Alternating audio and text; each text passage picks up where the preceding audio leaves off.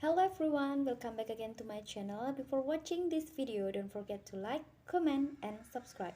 Now let's start this video. Admiralty and Maritime Law Attorney. Maritime law is a complex and ancient area of law, also known as Admiralty law. General maritime law governs injuries that occur on the navigable waters of the United States. Often general maritime law and maritime statutes are favorable to workers and other mariners injured on the jobs. Maritime laws are distinct from other types of injury or disability law, including state workers' compensation laws. Maritime law may apply to those who are injured on or near the water. Because maritime laws are very specialized, not many attorneys have the knowledge or experience necessary to handle an admiralty law case. Remedies under maritime law that may be available to injured mariners include Jones Act negligence, maintenance and cure, unseaworthiness, and general maritime law negligence. Maritime attorneys specializing in Jones Act negligence.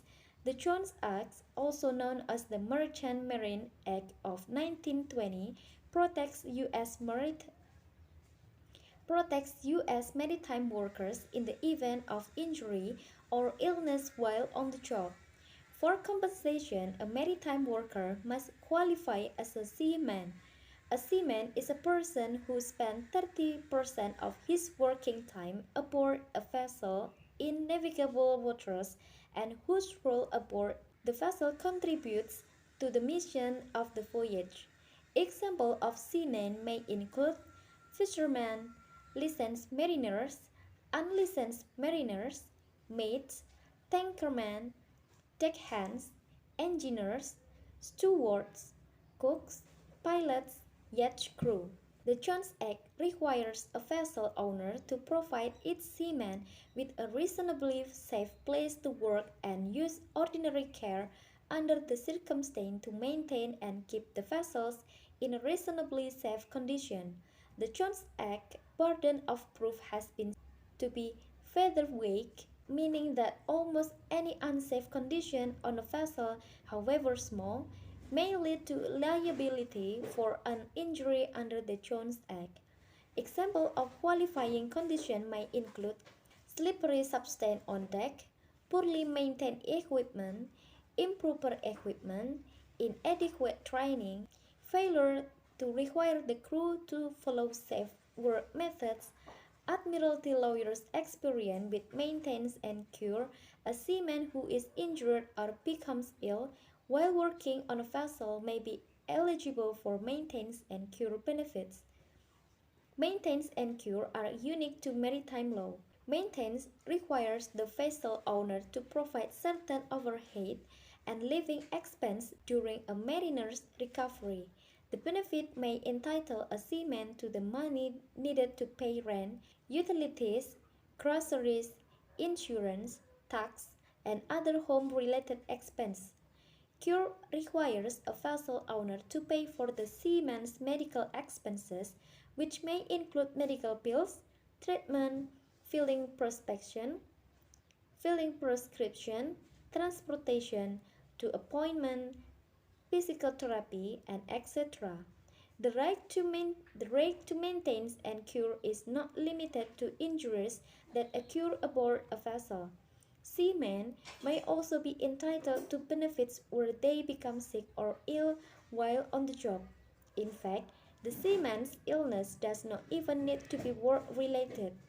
To qualify for the benefits, the sickness need only develop while the seaman is acting in service of the vessels. A vessel owner may continue to owe maintenance and cure to an injured or ill seaman until the seaman's condition cannot be further improved, or called maximum medical cure or MMI. MMI is determined by a doctor, while some seamen may be fully cured when they are declared MMI. Others may continue to suffer a chronic condition even after reaching MMI. Maritime law firm For unseaworthiness claim, another remedy that may be available to seamen is unseaworthiness. The unseaworthiness doctrine applies to negligence caused by an unseaworthy vessel. A seaworthy vessel is built, maintained, crewed, and equipped to perform their intended voyage. Similar to Jones Act negligence, unseaworthiness can take many forms, including slippery substance on decks, leading to slip and falls, worn out equipment or fixtures, lack of proper safety equipment, worn out safety equipment, tools or equipment breaking with normal use, improperly trained crew members, excessive working hours, insufficient supervision, absence of safety procedures, violation of a Coast Guard regulation, maritime lawyers specializing in general maritime law negligence. Under a general maritime law, a vessel owner can be found liable for damage caused by their negligence. Simply stated, the vessel owner must do what a reasonable vessel owner would have done under the circumstance. An experienced maritime attorney can help persuade a judge or jury that the vessel owner was negligent by failing to act reasonably. A key component of maritime negligence is comparative fault. Under comparative fault, damages are allocated amongst all parties who are at least somewhat at fault. For example, if a jury finds that the plaintiff was responsible for 30% of his or her own injuries, then 30% will be deducted from the total damage he or she is eligible to receive. Typical Typical injury claimants under general maritime include recreational boaters and vessel passengers.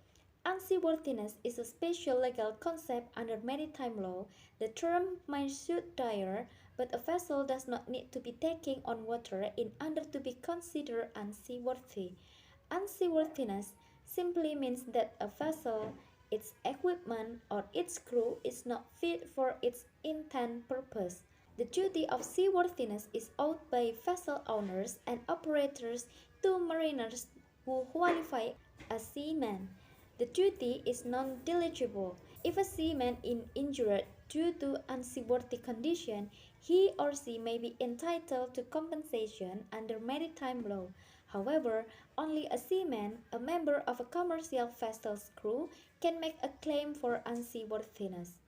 Seaworthiness is a duty that covers the vessel from tip to stern. That includes heavy equipment, tools, appliances, engines, and crew. The doctrine does not require the entire vessel unseaworthy, nor does it mean that the vessel is in such bad shape that it cannot safely proceed on a voyage. In fact, you may be surprised at what qualifies as an unseaworthy condition. Some common examples are unqualified crew members, equipment beyond its working life, slick surface, improperly designed equipment, missing or broken rails, insufficient crew, malfunctioning equipment, lack of safety gear or safety equipment, untrained crew members, tripping hazard, long working hours, unsafe means or ingress and egress, unsafe means of operation, lack of supervision, inadequate safety procedures. The key to unseaworthiness is that the claim can only be made by commercial mariners, also known as a seaman, that implicated countless vessels on the oceans, bays, harbors, lakes, rivers, and United States, and the rest of the world too. Typical vessels involved in unseaworthiness claims may include commercial fishing boats, tugboats, barges, ferries, cruise ships, tankers, container ships, dry bulk, dry bulk ships, and car carriers. Compensation for unseaworthiness: if a seaman is injured or killed due to exposure to an unseaworthy condition, the seaman or his or her surviving family members may be entitled to money damage from the owner of the vessels. This is an ancient maritime law principle. Compensation may include loss of past and future earnings, medical reimbursement, pain and suffering, and disability. Okay everyone, that's all this article today. Thank you so much for watching this video. Until the next one. Bye bye.